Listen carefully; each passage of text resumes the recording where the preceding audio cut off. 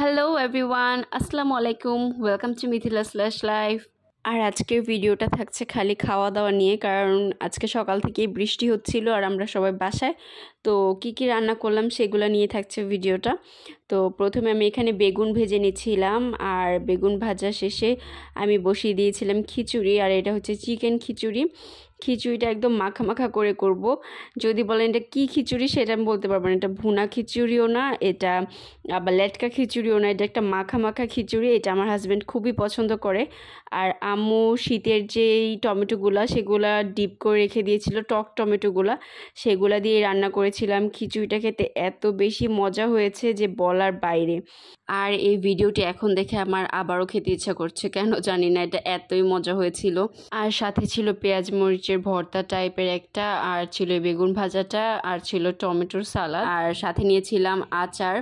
তো আচার নিতে যে আমি কনফিউজ হয়ে গিয়েছি যে কোন আচার নিব, কারণ যখন থেকে আমি আচার বানানো শিখেছি মোটামুটি, আমি তো এখন মনে হয় যে প্রতি মাসে আচার বানাই। আর এত এত আচার বানিয়েছি। প্রথমটা ছিল জলপাই, তারপরটা ছিল বিলম্ব, আর এটা ছিল আমের আচার। আমি রিসেন্টলি বানিয়েছি, হয়তো আমি ভিডিওটা শেয়ার করবো আপনাদের সাথে, রেসিপিটা আমের আচারের।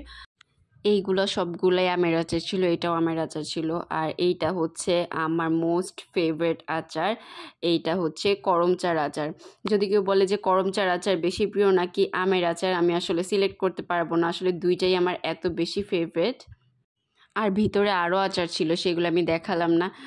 আর এটা আমার হাজব্যান্ড বানিয়েছে। এটা হচ্ছে ভিনেগারে ভেজানো পিকল। এটা ভিতরে কী আছে, হ্যালাপিনো আছে, কিউকাম্বার আর মরিচ আছে নাকি আমি শিওর না। ওর এটা ভালো লাগে তো এটা বানিয়ে রাখে।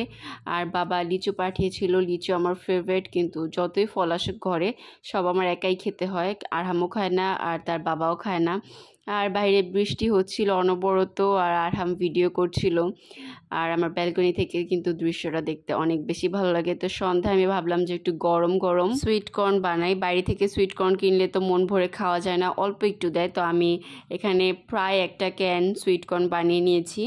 প্রথমে আমি দিয়েছি মেয়োনিজ, আর ওরা কিন্তু এই মেয়োনিজটা ইউজ করে। তারপর দিয়েছি অল্প একটু মরিচের গুঁড়ো, অল্প একটু টেস্টিং সল্ট, আর দিয়েছি চিনি। তো আপনারা যতটুকু মিষ্টি পছন্দ করেন ওই পরিমাণে দিবেন।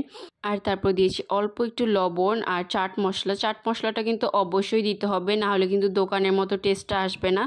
আমি একদম রেসিপিটা তাদের থেকে দেখে এসেছিলাম। আর বাইরে থেকে মোমো অর্ডার করেছিলাম সেই দিন। আর সেই দিন রাতে অনেক দিন পর আমি সরিষা ইলিশটা বানিয়েছিলাম, কারণ আমার হাজব্যান্ড অনেক দিন ধরেই খেতে চাচ্ছিল সরিষা ইলিশটা। তো দেখা যায় ভুনা করা হয়ে যায় বা রান্না করা হয়ে যায়, সরিষা ইলিশটা আর করা হয় না। তো প্রায় অনেক দিন পরেই আমি এটা করলাম, আর খেতে অনেক ভালো হয়েছিল। তো আজকের ভিডিওটি এই পর্যন্তই। কেমন লাগলো আমাকে অবশ্যই কমেন্ট করে জানাবেন।